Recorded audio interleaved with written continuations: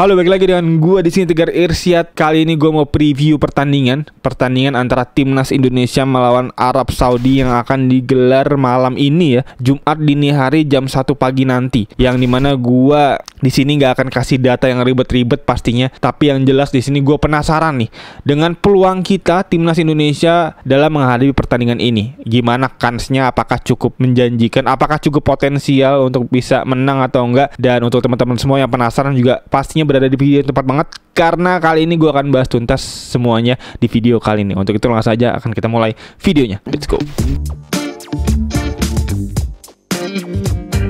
Oke, jadi video kali ini sebenarnya video santai aja ya. Gue nggak punya ekspektasi yang tinggi juga sebenarnya untuk di pertandingan ini, karena ya kita melihat dari segi data dan dari segi squad yang ada secara historik dan juga secara kedalaman squad, pastinya Arab Saudi lebih unggul juga. Dan dari value tim bisa kita lihat Indonesia ada di angka 290 miliar ya, dan untuk Arab Saudi berada di angka 590 miliar. Jadi kurang lebih hampir 2 kali lipatnya ya dari value tim yang ada. Dan juga perlu kita ingat, tim Arab Saudi yang kita kenal ini adalah tim yang sama yang mengalahkan Argentina di Piala Dunia kemarin. Dan menariknya, fun fact adalah Argentina itu baru kalah sekali aja gitu dalam kurang lebih setahun terakhir. Jadi kalahnya terhadap Arab Saudi, dan tentunya besok kita akan menghadapi tim yang mengalahkan Argentina ya pasca Piala Dunia kemarin. Jadi cukup menarik banget ya. Argentina belum pernah kalah, dan kalah sama Arab Saudi itu juga di tahun 2022. Jadi perlu kita lihat seperti apa kans kita kira-kira di pertandingan kali ini. Dan untuk itu langsung aja akan kita masuk ke performa terkini. Kira-kira gimana gitu kedua tim ini performanya di 20 pertandingan terakhir.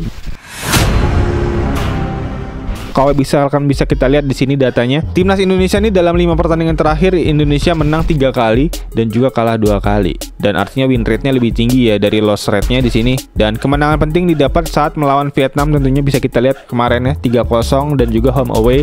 Waktu di home menang 1-0 di GBK, dan menghadapi Filipina juga kita menang 2-0. Itu 3 pertandingan yang artinya kita menang terus 3 pertandingan terakhir. Tapi setelah itu 2 pertandingan sebelumnya kita mengalami kekalahan, yaitu dimana kita kalah terhadap Australia 4-0 dan juga kalah terhadap Irak 2-0.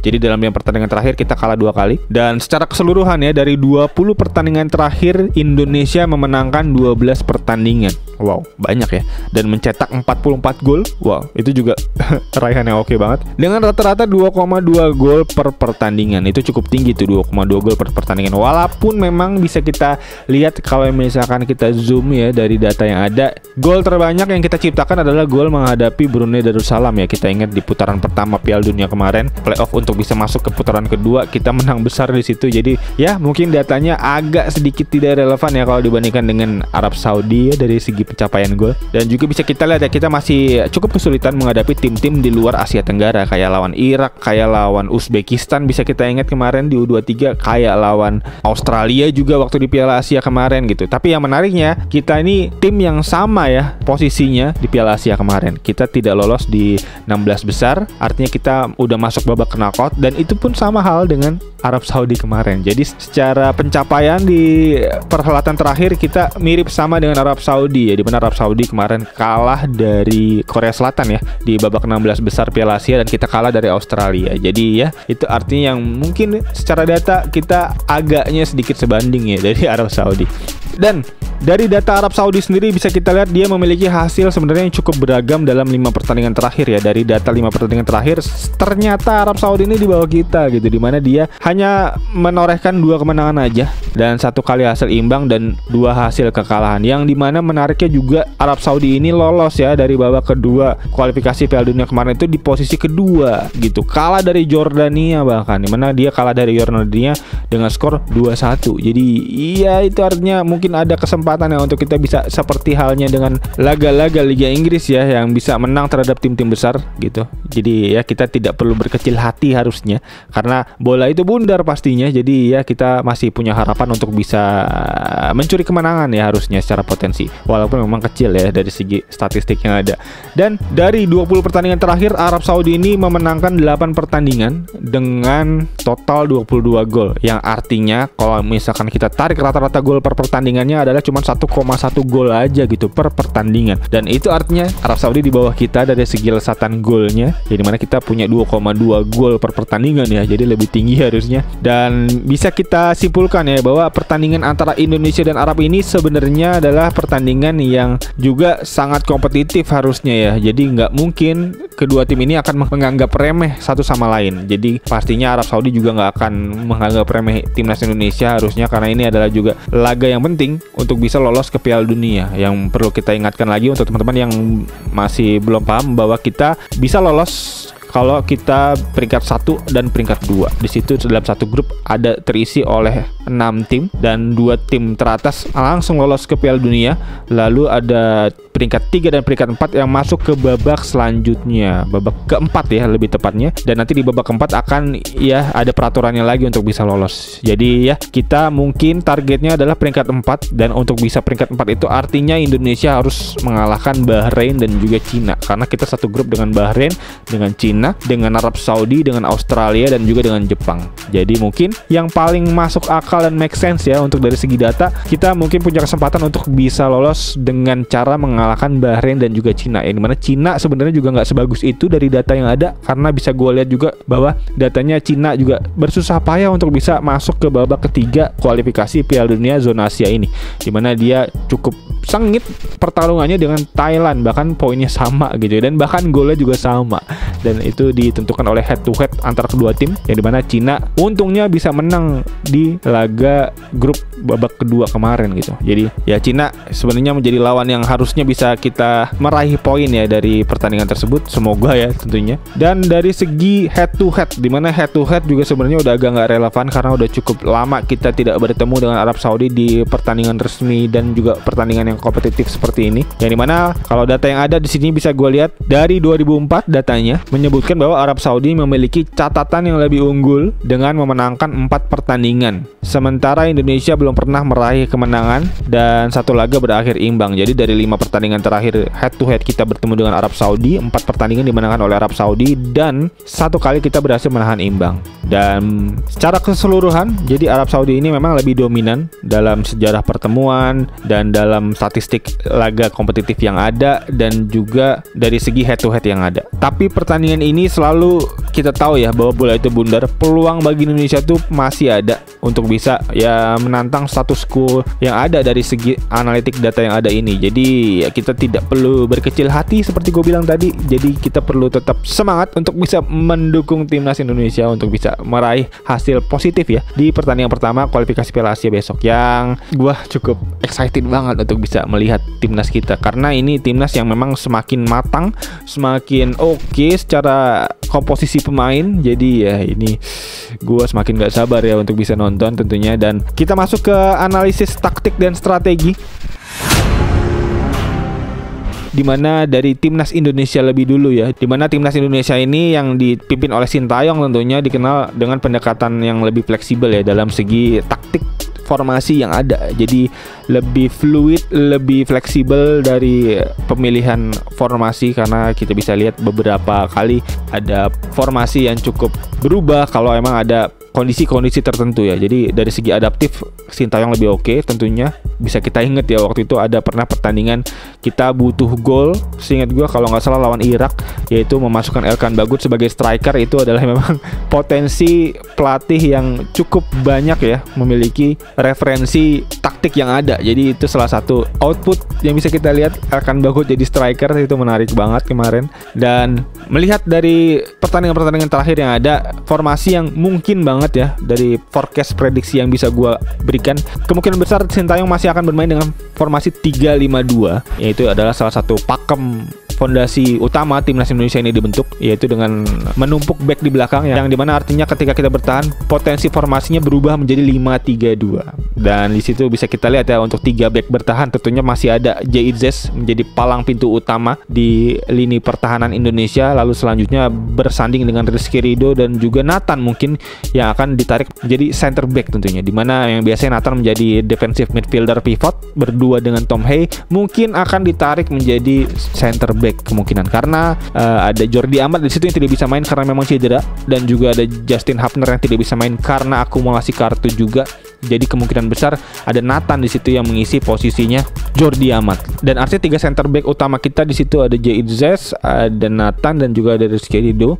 3 nama yang memang cukup solid ya di lini belakang Indonesia, dan chemistry-nya udah mulai cukup terbangun ya, karena dari beberapa pertandingan terakhir juga udah mulai oke mainnya. Dan di posisi back sayap tentunya ada 2 nama yang cukup oke. Di situ ada Calvin Verdong di sebelah kiri, salah satu back sayap mahal ya punya timnas Indonesia, pemain Nek Breda.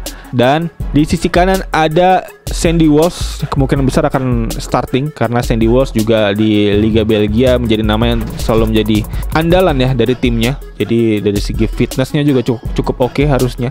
Jadi kemungkinan besar akan Sandy Walsh yang ditaruh di sebelah kanan, karena kita juga membutuhkan pertahanan ya, karena dari segi pertahanan Sandy Walsh lebih oke. Dan karena memang gua prediksi Sintayong akan memulai pertandingan dengan bermain secara konservatif dan bertahan secara full. Jadi mungkin akan mencolong-colong untuk bisa serangan balik aja dari segi serangan. Jadi kemungkinan besar yang akan digunakan adalah Sandy Walsh, mengingat Sandy Walsh lebih oke dari segi pertahanan. Mungkin di babak kedua kalau emang butuh gol, kemungkinan besar akan Jakob Sayuri di situ masuk, yang bermain akan lebih maju ke depan membantu penyerangan kemungkinan besar. Walaupun memang konsekuensi yang bisa diambil dari memasukkan Jakob Sayuri adalah pertahanannya akan tidak sebaik dari Sandy Walsh mungkin ya menurut gua. Dan selanjutnya dari segi lini tengah, di sini lini tengahnya tentunya ada double pivot kita, yaitu adalah Tom Hay dan juga ada Ivan Jenner. Yang dimana Ivan Jenner di beberapa pertandingan terakhir ditempatkan sebagai super sub, pelapisnya Nathan di situ. Tapi menurut gue di pertandingan kali ini kemungkinan besar Ivan Jenner akan bermain dari awal, karena posisinya Ivan Jenner yang tadinya ditempati oleh Nathan hilang karena Nathan harus masuk ke lini belakang kemungkinan besar menurut gue. Jadi ya Ivan Jenner kemungkinan akan menjadi tandem berdua dengan Tom Hay sebagai double pivot di situ. Dan dari center midfield mungkin bisa gue taruh di situ ada Marcelino Ferdinand ya, yang dimana juga bertugas sebagai second striker untuk membantu para penyerang-penyerang kita, yaitu adalah Struijk dan juga Ragnar Oratmangun di lini depan. Itu mungkin ya 3 trisula depan kita, ada Marcelino Ferdinand, ada Ragnar Oratmangun sebelah kanan, dan juga ada Struijk sebelah kiri. Dan berikut kurang lebih untuk prediksi timnas dari line up-nya mungkin untuk di pertandingan besok. Dan untuk dari timnas Arab Saudi gua nggak ngulik banyak dan gue juga kurang kenal ya nama-namanya, tapi ada beberapa nama yang memang cukup menjadi perhatian di situ. Dimana pemain kunci yang bisa gua sebut di sini ada Salem Al-Dawsari, dimana Salem ini adalah gelandang serangnya Al Hilal ya, yang dimana dia artinya satu tim dengan Neymar ya di situ ya, dimana salah satu tim Arab yang cukup mentereng. Dan di sini ada Salem Al-Dawsari. Salem Al-Dawsari ini adalah pemain kreatif yang dimana juga menjadi tumpuan serangan Arab Saudi, yang dimana dribblingnya oke dan juga kencang banget larinya ya di sayap, dan dia juga seringkali menjadi assist untuk para penyerang dari Arab Saudi, yang dimana kontribusinya juga cukup oke dan krusial ya di Arab Saudi. Dan ini adalah salah satu nama yang mungkin bisa kita highlight ya untuk defender Indonesia agar hati-hati melawan dia nih. Dan selanjutnya nama kedua yang bisa menjadi potensi adalah Saleh Al-Shehri, dimana Saleh Al-Shehri ini adalah penyerangnya Al-Ittihad ya, yang dimana itu adalah satu tim dengan Benzema artinya ya kalau nggak salah ya, Benzema di sini temannya, dan juga pencetak gol andalan Arab di sini. Dan dimana salah satu striker yang cukup klinis gitu, cukup satu peluang satu gol gitu ya, model-modelnya kayak Haaland. Dan dia juga salah satu nama yang mencetak gol ke gawang Argentina ya seingat gue. Jadi kita harus hati-hati banget nih sama Saleh Al-Shehri ini. Dan selanjutnya nama ketiga mungkin yang menjadi perhatian adalah dari sektor pertahanannya Arab Saudi, yaitu ada Ali Al-Bulaihi. Ali Al-Bulaihi ini adalah terkenal back yang barbar ya, dimana beberapa nama-nama besar udah diajakin ribut sama dia, dari Ronaldo, dari Messi, bahkan sekelas Son yang begitu baiknya Son ini diajak ribut juga, dijambak rambutnya sama Ali Al-Bulaihi ini. Jadi harus hati-hati tentunya pemain-pemain depan kita yang cukup mudah tersulut emosi menghadapi dia nih, kayaknya mesti sabar-sabar ya, karena provokasi udah pasti ada nih dari si Bang Ali ini. Jadi ya untuk Ragnar, untuk Oratmangun, untuk Marcelino harus sabar untuk menghadapi Ali ini. Jadi hati-hati tentunya dari 3 nama ini. Dan faktor penentu tentunya bisa kita lihat dari kondisi lapangan. Pastinya ini kita yang perlu sedikit underdog karena adaptasi lapangan ini penting banget ya, dari segi cuaca dan juga dari segi ambience penonton, yang dimana pastinya lebih banyak harusnya Arab Saudi penontonnya. Jadi kita harus mengatasi adaptasi dengan cara yang baik. Dan juga kemarin bisa gue lihat beberapa pemain timnas kita udah melaksanakan ibadah umroh di situ. Jadi ya itu mungkin salah satu faktor penentu mungkin yang juga menjadi ada boost tambahan untuk mental ya. Jadi ya gue harap sih kita nggak terganggu ya dari posisi kita sebagai pemain tandang di sini. Dan juga dari faktor tekanan, di mana tekanan mungkin lebih ditunjukkan kepada skuadnya Arab Saudi. Bisa kita lihat memang dari raut muka wajahnya si Mancini ini agak sedikit stres gitu ya, agak sedikit gusar ya, bisa kita lihat di beberapa kesempatan. Karena juga dari segi statistik 5 pertandingan terakhir, Mancini ini memang agak kurang banget ya. Karena dari 5 pertandingan terakhir juga cuma menang 2 kali, dan mungkin itulah menjadi faktor tekanan ya untuk dari pelatih, apakah bisa mampu gitu untuk bisa menang ya di pertandingan sepenting ini. Pertandingan yang memang cukup menjadi perhatian ya. Kalau emang Arab Saudi nggak lolos, Mancini mungkin akan tercoreng ya wajahnya ya, sebagai juara Piala Eropa tahun 2020 yang tidak bisa membawa Arab Saudi seperti biasa masuk ke Piala Dunia, pastinya itu akan cukup mencoreng karirnya. Jadi itulah mungkin yang menjadi tekanan ya dari sektor kepelatihan Arab Saudi.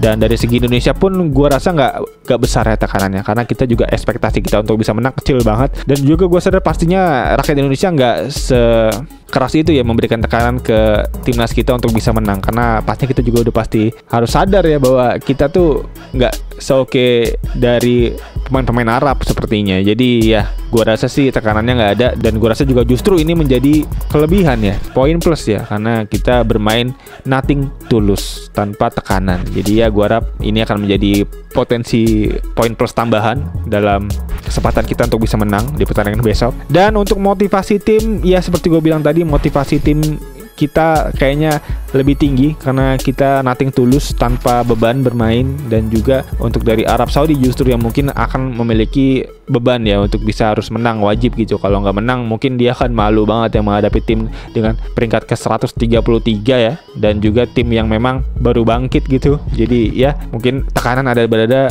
di Arab Saudi ini. Dan untuk prediksi skor dari gua terakhir, di mana prediksi skor gua untuk harapannya mungkin gua harap bisa menang 1-0, tapi untuk potensinya lebih besar mungkin bisa seri aja 0-0 ya, dan bermain full bertahan parkir bis dari awal sampai habis. Dan untuk dari segi statistik data mungkin Opta bisa menilai dari data yang ada, kemungkinan besar ya kita mungkin kalah ya dari segi data statistik. Tapi kalau dari prediksi skor dari gue pribadi, gue taruh 1-0 untuk Indonesia. Dan untuk teman-teman yang punya prediksinya bisa banget langsung tulis di kolom komentar di bawah, kira-kira gimana nih kans kita timnas Indonesia untuk bisa menghadapi Arab Saudi, apakah cukup besar untuk bisa menang? Dan juga untuk teman-teman mungkin yang punya prediksi skornya masing-masing, bisa tulis di kolom komentar di bawah, kira-kira kita akan menang berapa kosong nih King Indonesia. Dan kayaknya itu aja untuk video kali ini. Sekali lagi thank you buat udah nonton, dan untuk teman-teman yang baru nonton bisa langsung klik tombol like, subscribe, dan lonceng yang ada di bawah agar teman-teman gak ketinggalan review-review, preview pertandingan lainnya dari channel ini. Dan juga untuk teman-teman yang pengen tahu lebih lanjut ya cara main FPL dan juga statistik data dari FPL seperti apa, bisa juga langsung aja tombol like dan tombol subscribe-nya dipencet biar teman-teman gak ketinggalan data-data analisa-analisa yang ada dari game FPL ini. Dan kayaknya itu aja. Sekali lagi thank you buat udah nonton. As always seperti biasa, gue Tegar Irsyad. Peace out.